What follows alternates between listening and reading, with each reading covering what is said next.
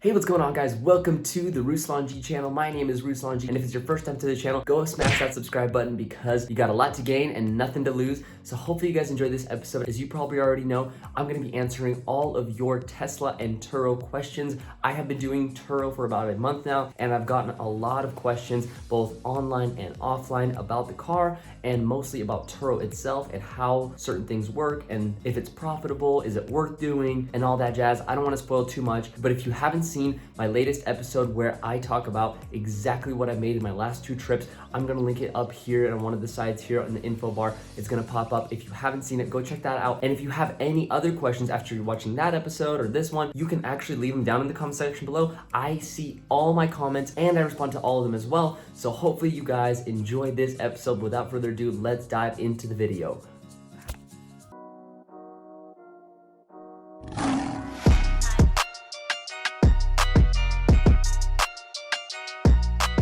Welcome back, long time no see. So the very first question I get asked quite a bit, especially in person, is, hey Ruslan, you're in your mid-20s, how do you afford a Tesla, especially a Tesla Model Y? Isn't this a luxury car? Isn't this very expensive? Well, as you probably know, especially if you watched the last video, I rent my car to people that want that luxury experience. And this is facilitated through a company called Turo. If you haven't heard of them, go check them out. You can actually go out and rent luxury vehicles for a day, 2 days, 5 days, a week, a month, and in some cases, even a few months. You can take them on road trips. You can do all kinds of things on this platform, and that is how I pay for my Tesla. I actually don't pay almost anything out of pocket. Now, the first 2 or 3 months, I did end up paying some of the payments myself, and of course, I did have to put an initial $4,500 on the car, but other than that, I've been using the money I get from Turo to put away and put towards the car itself. So actually, Turo pays for my car, and in fact, I should say that the clients that book with me are the ones that actually pay my Tesla payment. And the second question that I get asked all the time on YouTube and also in person as well is, aren't you scared that someone can wreck your $60,000 car? And of course, that thought does come through my mind from time to time, but in reality, I have Turo paying me only 60% of what I actually earn, because the other 40% goes towards the best and highest premium insurance that is available on the market. The reason why I have this is because I have a 0 deductible, so if anything happens both on the interior or the exterior, I am fully covered, because that is, of course, the biggest scare that I possibly have, especially when I rent to strangers, right? Sometimes you might say, well, I don't even trust my neighbor with my lawnmower. How can I trust my neighbor or someone that I don't even know with a $60,000 piece of machinery? Well, that is why I decided to go with the 60/40 plan on Turo. If you're wondering what it is, I can make a full in-depth video on the plan and how it works.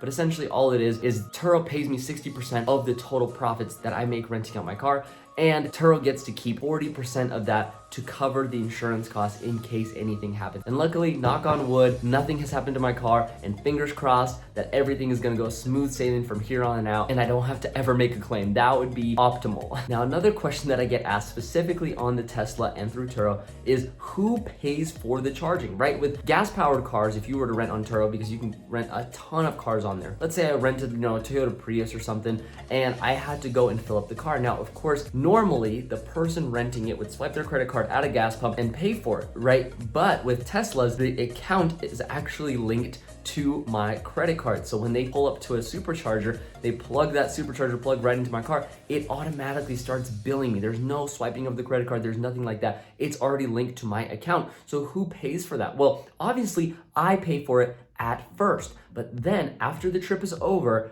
Turo goes ahead and reimburses me all the charging costs from the customer. So whatever the cost of the customer's charging cost goes into the car, I get reimbursed at the end. So initially, I technically pay for it, I get the points back for it, but the customer does end up paying for it at the end. And as far as the before and after charging costs go, Turo actually reimburses me for all the charging costs after, but of course I drive the car when I have it, so I do have to end up charging it myself, but I actually have a free charging station right outside my house. Now it's not a supercharger or anything fancy like that, but it is better than a home charger, and it typically can get my car from 10% to 90% in about 6-7 hours, which I would say is pretty great because I don't have to pay a single cent on the charging if I don't want to. Another common question that I get asked all the time is, do the customers clean the car? Do they have to clean the car?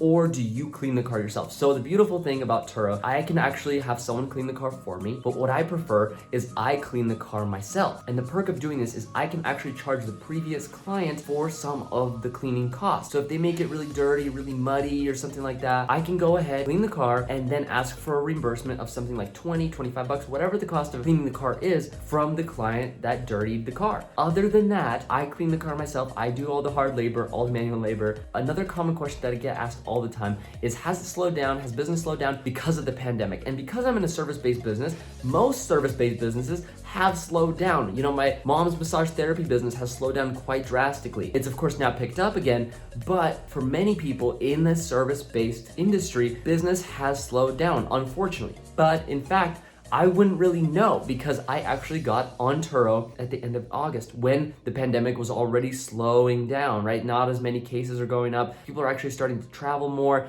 And because flights aren't happening as often still, a lot of people are choosing to book a car for their long road trips. And it happens to be that Tesla is one of the best vehicles for road trips because of their self-driving and or autopilot, which makes it a breeze to take on road trips. And people that don't own one would love to rent one. And that is why they rent from me. And I actually recently got an email from Turo saying that business has actually picked up in the United States for Turo during the pandemic. So if you think about this, people actually want to get out of their house and they don't want to do it in their old clunker. They want to go in style. So a lot of people end up booking their dream car through Turo, which if they're booking in my area, most of the time they book through me. And of course, there's other people that have Teslas in my area. But for the most part, to answer that question, no, it has not slowed down. It's actually probably picked up during this time. Another common question that I get asked quite often is it difficult to rent out your car on Turo? And honestly, I would consider it like this. Think about it like this, okay? So because of all the cleaning and the booking and the scheduling and meeting up and picking up my car and all of these things, I would consider Turo as a part-time job, okay? Somewhere between 10, 20 to maybe some weeks, I'm working 30 hours per week if I have back-to-back bookings, like 2-3 day bookings. But for the most part, I'm working about 10, 15 hours a week cleaning my car, doing maintenance on my car, making sure there's no scratches, nothing like that on the car as well. But the biggest stressor that I would say I have with renting my car on Turo is the fact that bookings can come out of anywhere. Like last week, I had a booking on Saturday at 10:30 p.m. for 9 a.m. on Sunday, and I didn't even see it till Sunday morning because I was already in bed. So these things can happen and sneak up on you, and you have to be ready to go and clean your car, to make sure it's charged up, and also meet with the client. So you have to do all those things in a very short period of time. So it's like having a part-time job that you can't really predict when it's gonna happen, but it's awesome when it does. So it's not really something that's a burden, but it is something that can happen unexpectedly. So you have to be prepared and you have to have an open schedule. So if you're not working from home, if you have a full-time job that you have to be in an office and you're locked down, I would not recommend Turo whatsoever for your type of lifestyle. It is not as easy as some people make it look. So the last but not least question that I get is, how do you like using Turo? And this is not Turo endorsed whatsoever,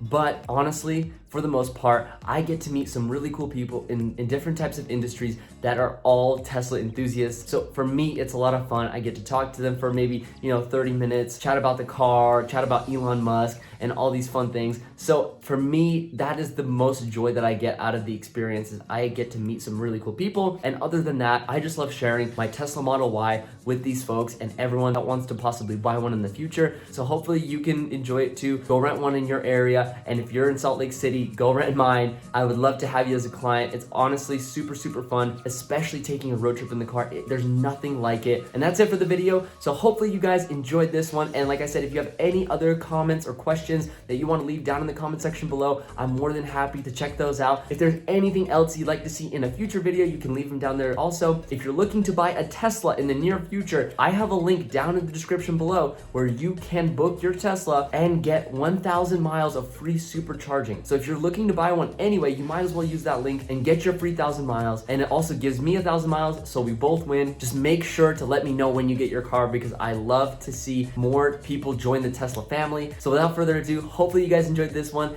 And like I said, if you haven't checked out any of the Tesla videos that I have on my channel, and if you want to follow along on the Tesla Turo journey, you can go ahead and subscribe to the YouTube channel. Without further ado, I'll see you guys in the next episode. Peace out.